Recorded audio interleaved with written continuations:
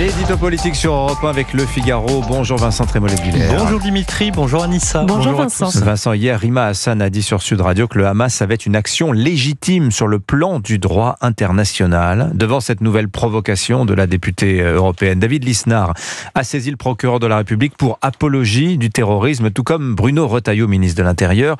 Ils ont raison, selon vous, de quitter le champ politique pour le terrain judiciaire ? Ils ne font que s'en remettre à ce que Rima Hassan invoque en toutes circonstances, c'est-à-dire le droit. C'est au nom du droit international qu'elle explique que le Hamas mène une action légitime. C'est le droit algérien qu'elle invoque pour justifier l'emprisonnement de Boualem Sansal. C'est le droit français qu'elle convoque pour se défendre d'être antisémite selon le sophisme suivant. L'antisémitisme est un délit, la France insoumise n'a jamais été condamnée pour ce délit, donc personne à la France insoumise n'est antisémite. Madame Hassan fait des leçons de droit pour légitimer l'indéfendable, et c'est le propre de la logique victimaire, invoquer l'état de droit pour protéger ceux qui ont pour premier projet de le détruire. Vous voulez dire, Vincent, que Rima Hassan n'est pas seulement une provocatrice ? Même si c'est pénible, Dimitri, il faut écouter intégralement l'entretien qu'elle a donné hier pour comprendre à qui nous avons affaire. Il y a ceux qui émergent et scandalisent à juste titre, c'est-à-dire la défense du Hamas au moment même où les familles d'otages se recueillent dans la peine et la douleur. Mais derrière cette énième provocation, il y a un système de pensée, un agenda. Il y a une rhétorique qui devrait faire réfléchir les défenseurs du gauchisme culturel, tout comme les gogos de la dialectique antifasciste. Rima Hassan, c'est le fruit de l'étreinte infernale entre la pensée décoloniale et les réflexes pavloviens du politiquement correct, le tout sur le fond d'une inculture abyssale.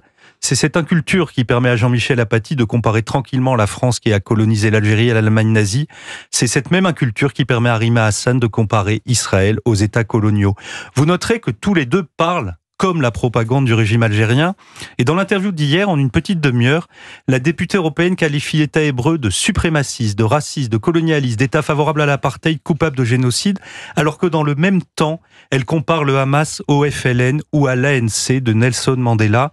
On est passé de l'affligeant CRSSS à une entreprise monstrueuse de nazification d'Israël et de victimisation des terroristes qui veulent explicitement la disparition de l'État juif. Ce nouvel antisémitisme s'habille en antifascisme. Reconnaissez, Vincent, que l'indignation contre Rima Hassan hier a été très large. Oui, le problème est que beaucoup de ceux qui s'indignent contre Rima Hassan utilisent les mêmes réflexes antifascistes, les mêmes références aux années 30 quand il s'agit de s'en prendre au Rassemblement national, à Éric Zemmour, à Bruno Retailleau, à Elon Musk, à Giorgia Meloni et même à Emmanuel Macron, puisque je vous rappelle, en 2018, Le Monde Magazine avait présenté le président de la République à la une dans une iconographie nazie.